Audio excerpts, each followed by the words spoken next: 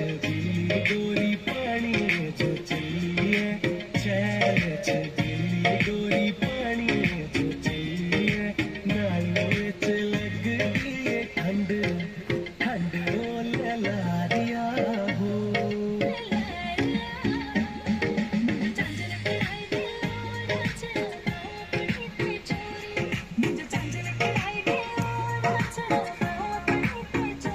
तेरे माथे की बिंदी लाना गोरी, लाना गोरी।